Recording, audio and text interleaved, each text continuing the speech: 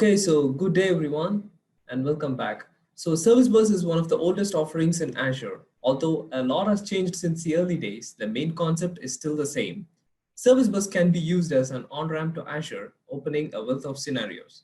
In this session, Ashish will explain how to lift and shift your architecture with Service Bus to unlock and extend established Java and Spring systems. Okay, so handing the session over to Ashish now. Thank you so much, Mohan, for the introduction. Hello, everybody. Good morning, good evening, good afternoon, wherever you are. Hope everyone is safe during this crazy time. And I'm very glad to be speaking here at Integrate. This is my second time at Integrate and the first time remote, as is true for most people. All right, so I'm Ashish Chhabria. I'm the product manager for Service Bus as part of the Azure messaging team. And one of our charters is to look towards building the ideal message broker. Now, how do we define that, right? With any piece of software, you typically think of functional and non-functional requirements. Now, the functional is pretty straightforward. You want something with familiar semantics, a universal SDK. You want asynchronous messaging, a way to have guaranteed FIFO, transactional processing, and very simple integration with other PaaS offerings. On the non-functional side, you want something that's secure by design, is a fully managed PaaS in a cloud-native environment. It's simple pricing, has an enterprise-ready protocol, and has high availability and geo-replication built into the broker itself. Now, when we compare Service Bus against the other brokers out there in the market, we come to know that Service Bus is a pretty full-fledged broker out there. We have familiar, pub sub semantics and point-to-point with queues and topic subscription appropriately. And at the same time, we also enable enterprise messaging features, which give you at least once processing, with peak lock and receive and delete.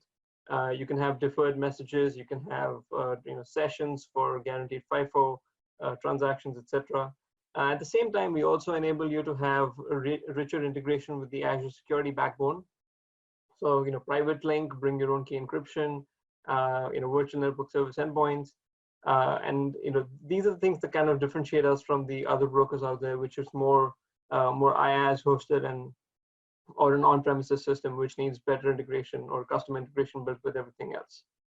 We also, like I mentioned earlier, have integration with Azure PaaS services as a first-class experience.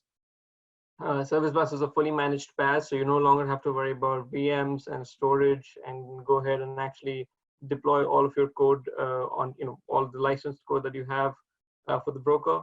All you need to do is go ahead and provision a namespace and assign a messaging unit to it, and everything is taken care of from that point. And as I mentioned earlier, we also have high availability and disaster recovery kind of built into the broker itself with availability zones and geo replication. So currently we have GeoDR with the metadata only. So queues, topic, subscription will be copied over automatically, but we'll be expanding this to geo replication with data copy as well. And lastly, and this is where Service Bus has a gap, which kind of sticks out as a thorn for us, is that we don't have good integration with the universal API or an SDK. And the other MQs do. And I'm talking about IBM MQ, Active MQ, Rabbit to some extent, TIBCO EMS. And the universal API that they actually support is called JMS 2.0. So the goal was, when we're looking to make Service Bus the ideal broker of choice, how do we actually get to the point wherein we are able to check all these boxes and make sure that you have an easy lift and shift scenario?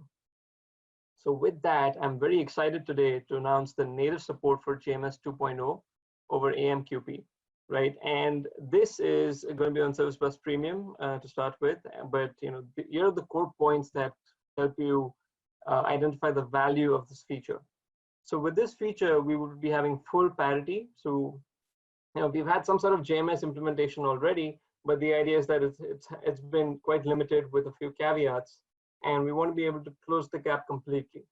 So with this, we'll be closing the JMS implementation gap and essentially allow you to have lift and shift scenarios with very minimalistic code change. And I write 0 over here, but what I'm talking about is essentially very simplistic config-only code changes. So you change a couple of configuration parameters, and your existing apps in point to Service Bus directly. You can also leverage this to use the existing enterprise application integration architecture connectors, which can also connect seamlessly with Service Bus, just the way they do with ActiveMQ or IBM MQ and the likes. And as a bonus feature, we're also going to be supporting large messages up to 100 megabyte. And this is going to be for both JMS and non-JMS clients.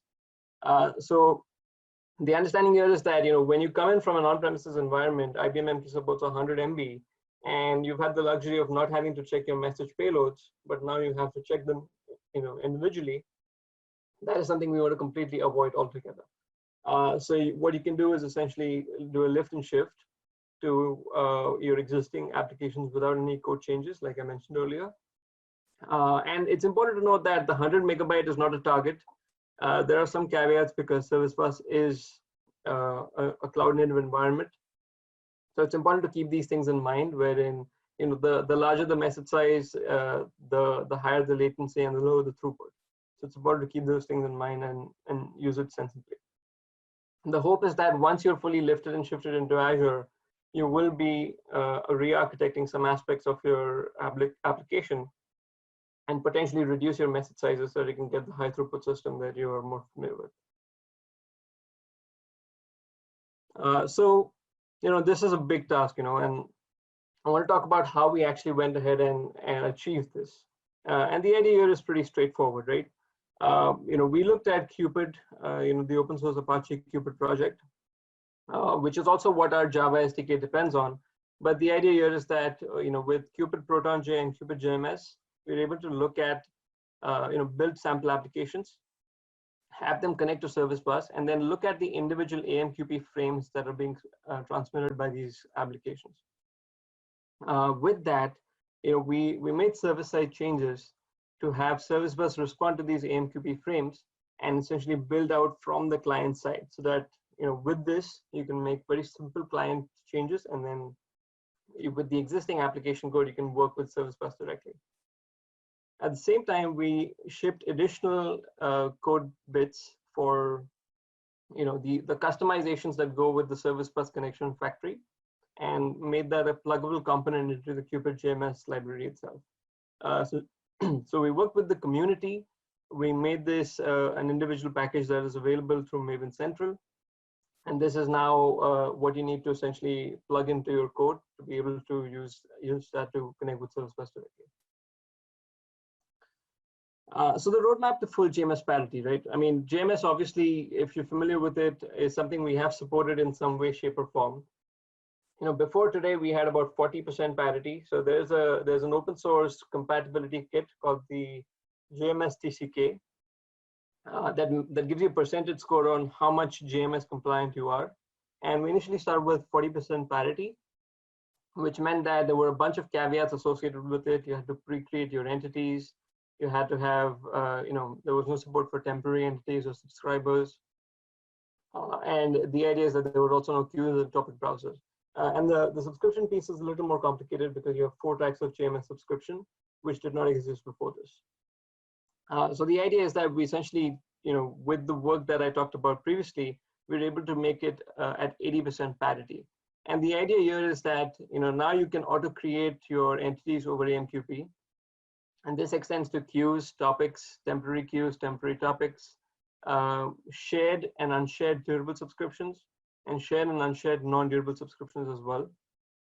And along with that, you can also set up a message selector, which is the same way that the JMS applications will leverage. And we obviously had all these features available in Service Bus, but the JMS gestures are now fully respected as well. We also have support for delivery delay, so you can have scheduled messages on JMS using the set delivery delay method calls, and also queue and topic browsers that will allow you to peek through and browse through all the messages in your queue. And that is what we'll be announcing as a public preview later this month. Now, we're not obviously going to stop there. We want to get to full parity. We want to get to 100%. And this is going to be by GA and beyond that. And the idea here is that we want to be able to have durable terminus. And these are all parts of the JMS spec that has been managed by the community. So one of the first things is the durable terminus, which is if you lose your connection to Service Bus, how do you reconnect and recover your state from that point forward? There's also going to be the no local feature, wherein if you have a topic and a subscriber and you want to be able to push messages to the topic, but at the same time the subscriber doesn't need to get the messages from the same sender, that's something that can be managed as well. And we will be expanding to RBAC support for JMS clients. So currently we can only do it with the SASL authentication, wherein you have the SAS tokens on the connection string. But we want to expand this to have full RBAC support backed by Azure Active Directory. So with that, this is a great feature, and I'm very proud of the work the team has done. But the idea is that, okay, how does it look from the customer experience perspective, right? And this is a pretty straightforward flow that we want to plan out. Let's say you start with the currently working Java or Spring application that connects with IBM MQ or ActiveMQ or the likes.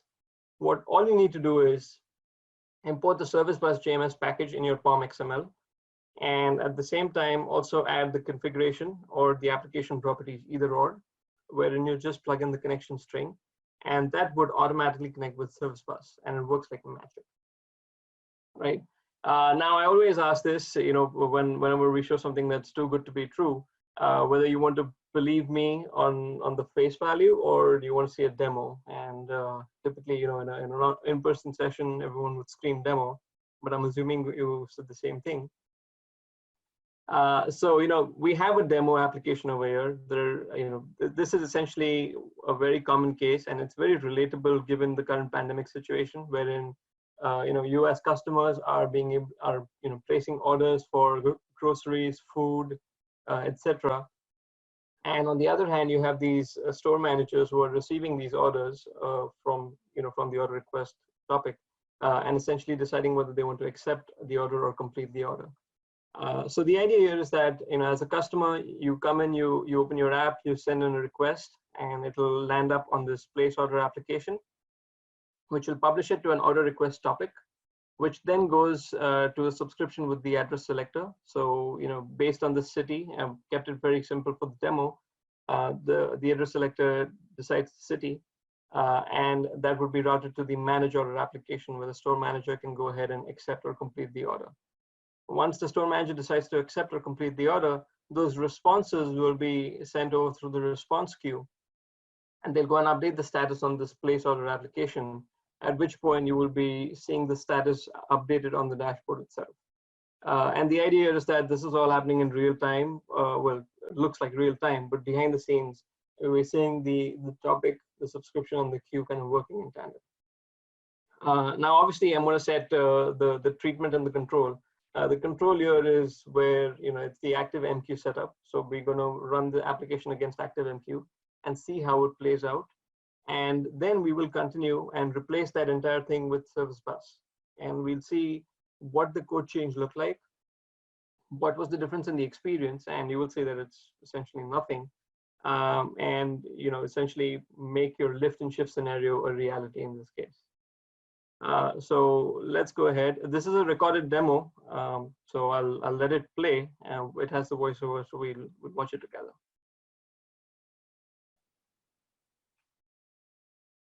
All right, so in the first demo, we use ActiveMQ as the broker of choice to send and receive messages from. So basically, I'm going to get that broker started up first. And once we have the broker up and ready, we can see that none of the queues and topics exist beforehand. So they're all created at runtime by the application. So this is just the administrative topic, but not the actual one that's used by the application. So once we have that ready, let's go ahead and get our application started. So we have two Spring Boot applications. One is the order delivery that actually accepts the orders coming in from the customers. And then we have the store client that listens in on the order for a specific store. And we do that based on the address of the store itself. So both of these have been started up. And now we will look at what the queues have actually been created. So we have the response queue for each of the order delivery applications.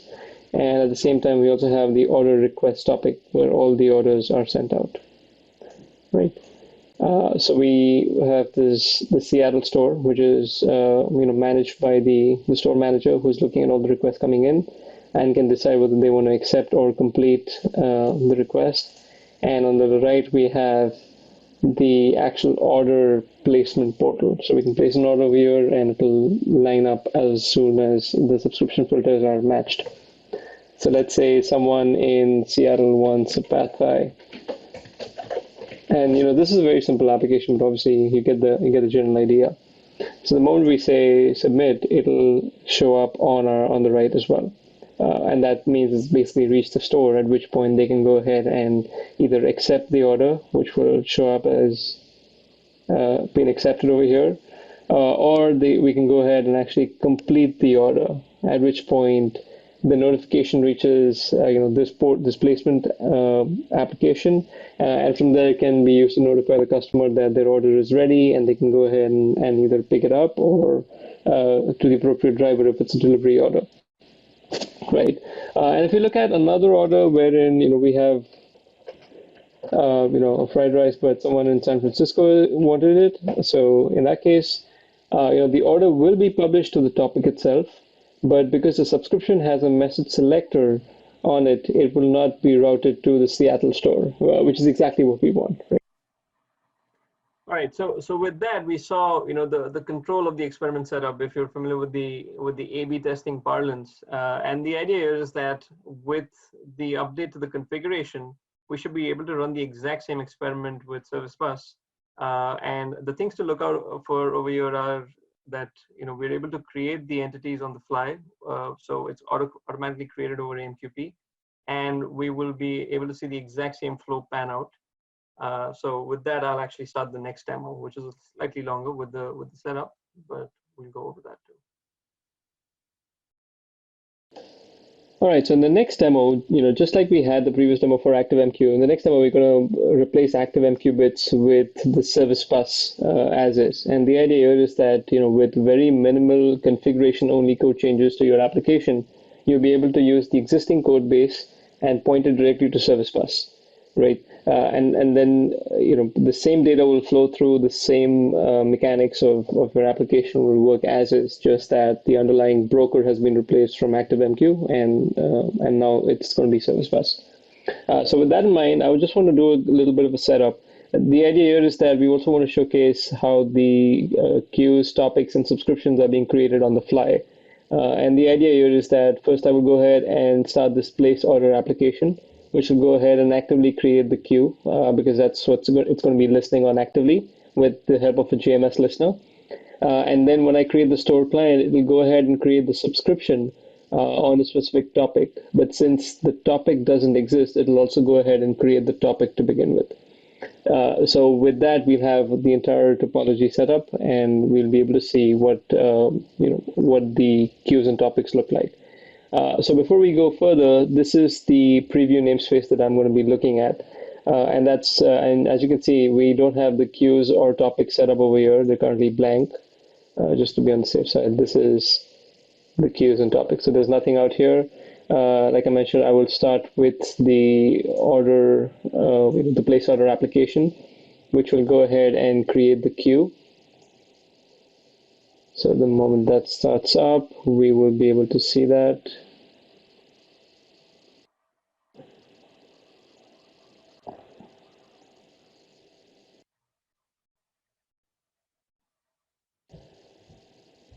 And here you can see it's actually connecting with the Service Bus namespace that we have been looking at. And now the queue is created on the fly. The same thing when we start the store client, we'll see the same behavior.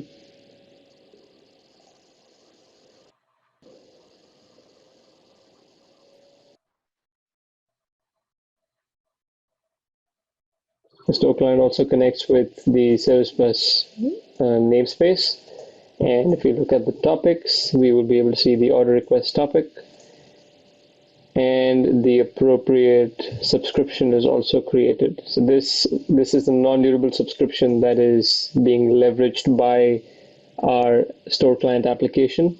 Also, obviously, it has the filter set up so that it will only accept orders where the address is set to Seattle, and nothing else.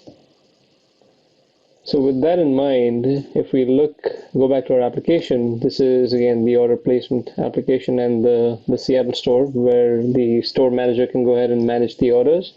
And the same flow is what we can follow. So if someone in Seattle wants a pad thai, that is something we can leverage and see on the store itself. And it shows up over here. And we can see the same thing show up in the store, in the broker itself.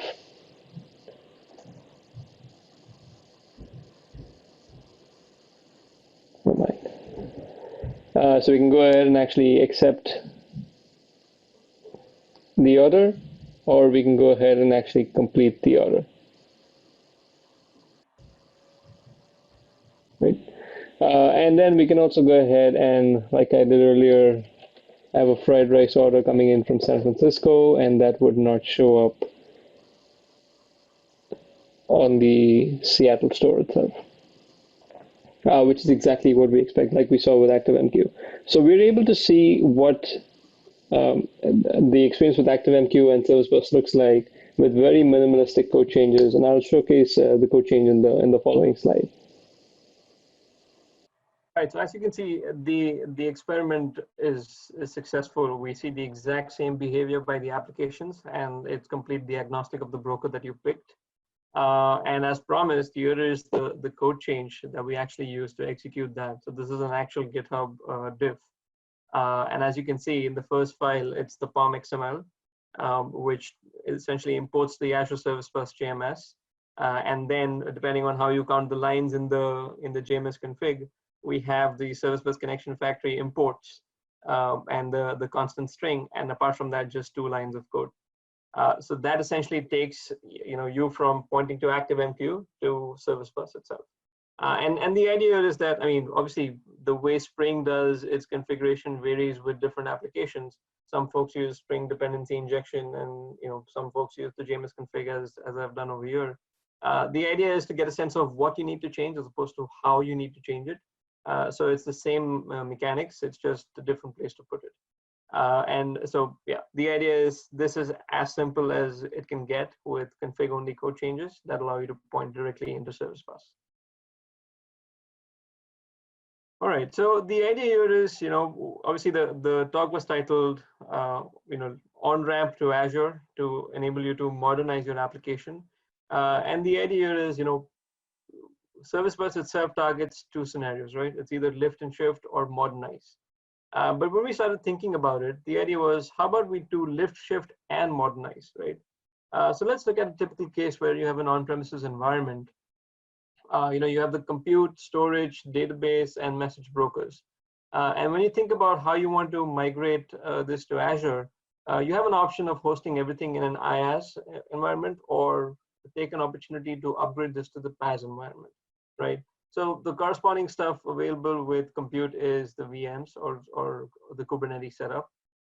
You can also think of the same thing with the storage environment as well, wherein you have either IaaS or PaaS options. But with databases and message brokers, which I think kind of constitute the data plane of your application, as long as the universal API and SDK and the schema and all of the other stuff is taken care of, you can really use the lift shift scenarios to essentially modernize your flow, right? And to that effect, you can see the same thing with databases, wherein there's MongoDB and there's a corresponding Cosmos DB which has the same protocol heads, and that's something we want to expand to the message brokers as well.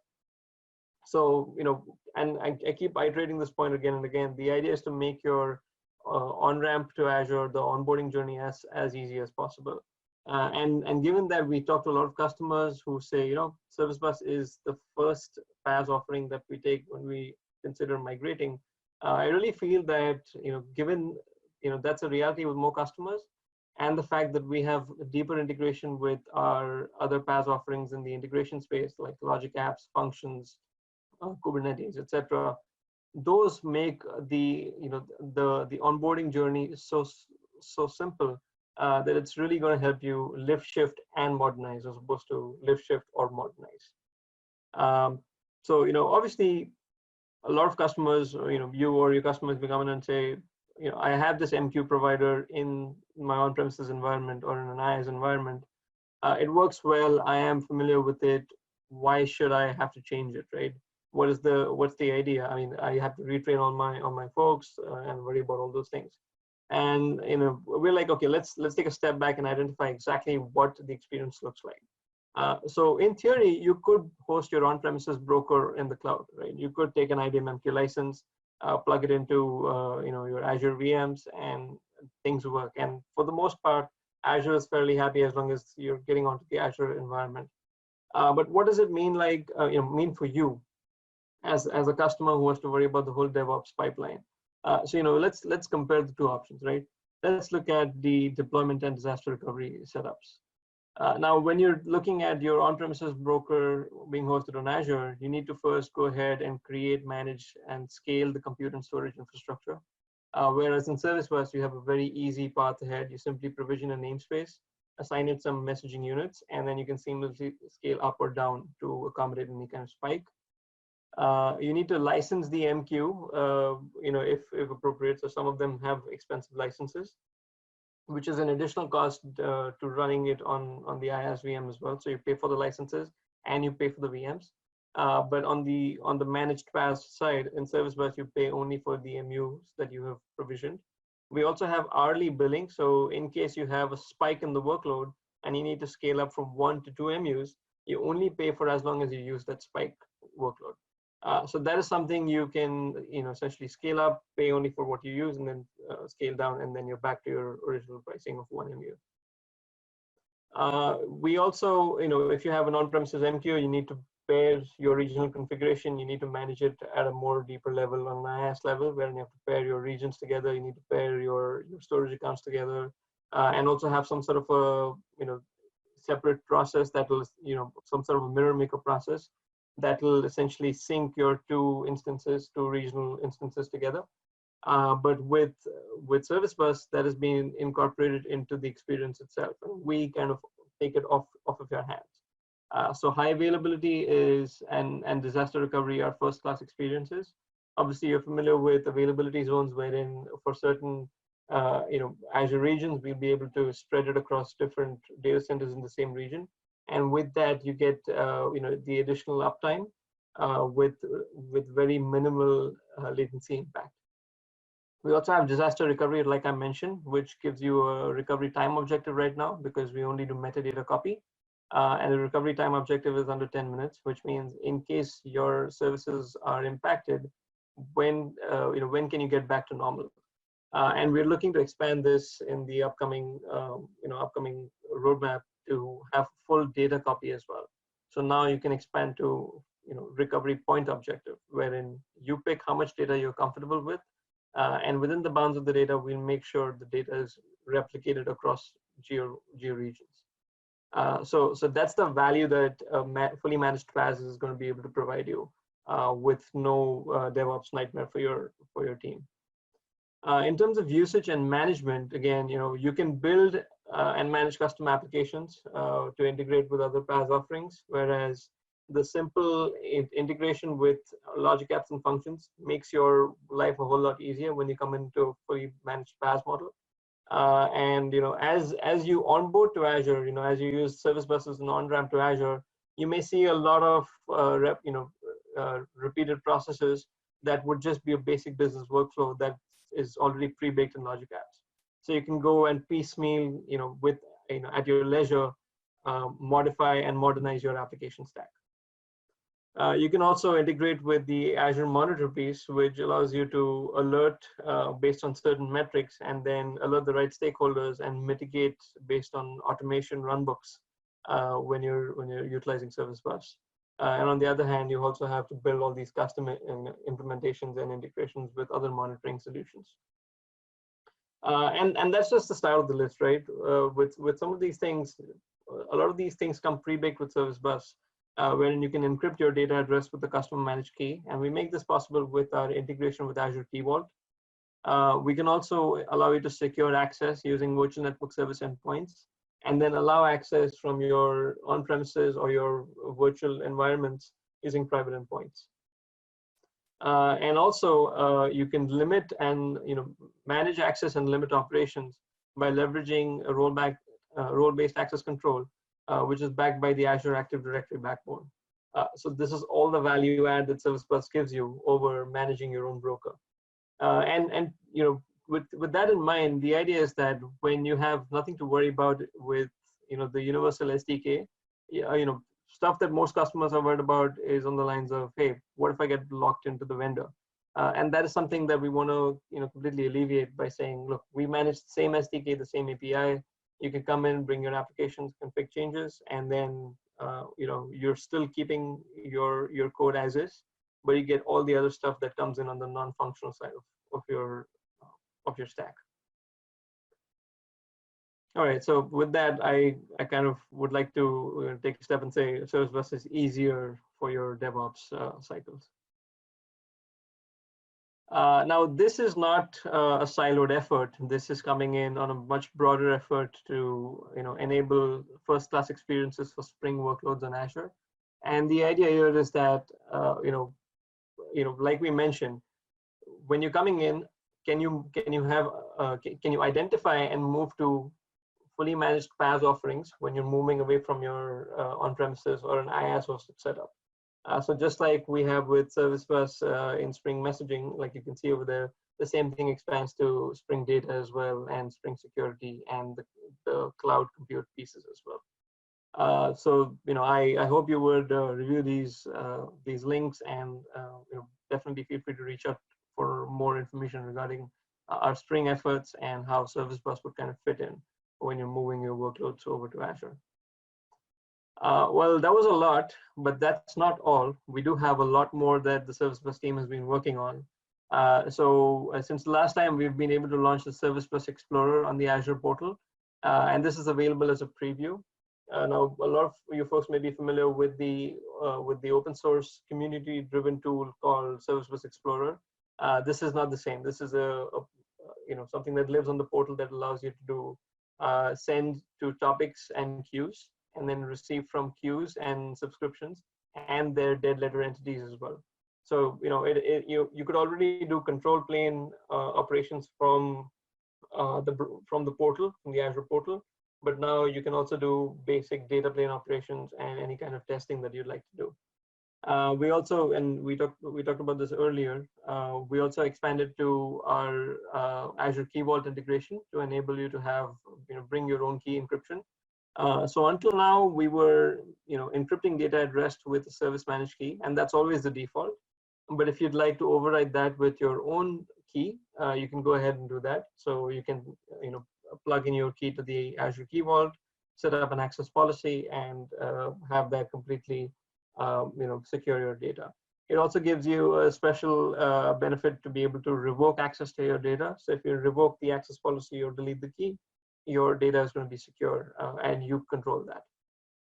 And lastly, we do have support for private endpoints, wherein if you have a locally hosted environment, whether it's an on-premises environment or hosted in another cloud, the idea is that you won't be able to talk to Service Bus in the cloud as if it was locally hosted on your network.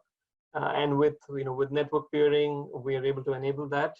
So that is something that's available right now for you to try out. The last two are generally available. The first one is in preview. So feel free to try these out, and do share your feedback through user voice or by dropping us an email. And finally, that's all I had for today. So I would like to open it up for questions. And if there's any follow-up questions, we'll definitely respond on the thread. But feel free to reach out with any queries on askservicebus@microsoft.com. Okay, Ashish, so we have a question from John. So it's, are you supporting distributed transaction with JMS? So distributed transaction is something that we are still evaluating. It's a little bit more complicated to support that because it essentially means you're poking holes in the security fabric of a Service Bus. So for the short term, no. For the long term, we're still evaluating. Okay, so the question from Pujit is that is ASB Azure Service Bus message size going to be 100 MB for all subscriptions? So yes, so this is something we'll be previewing in June as well, and we'll be enabling that for all namespaces going forward. Like I mentioned, this is going to be premium only, and this is a luxury at this point. I mean, obviously we do support it, but the idea is that it's to simplify your lift and shift scenarios. If you're starting afresh, we really recommend you consider keeping the message size smaller so that you can get a higher throughput and leverage the best of Service Bus message. Okay, so the question from Akshay is that when are we getting even support for standard tier of Service Bus? Currently, it's limited to premium tier. So this is something we are still evaluating. I don't have any strict timelines at this point, but we are considering it. I definitely recommend you to voice this on user voice and kind of help us build some momentum on it. Okay, so the final question is from Mahesh. So is there any correlation feature of messages available in Service Bus? So we do have sessions wherein you can have a session ID, but if you're looking more on the lines of a correlation ID, I mean, yeah, you would still have to go with the sessions, but we should, we can definitely double click into that. Okay, so that was the last question from the Q&A section, Ashish. So yeah, thanks for a wonderful session. Thank you, everybody, and yeah, feel free to reach out. I'm happy to answer any questions about Java message service, Spring, our roadmap going forward, and I'm eager to interact with everybody. Covey.co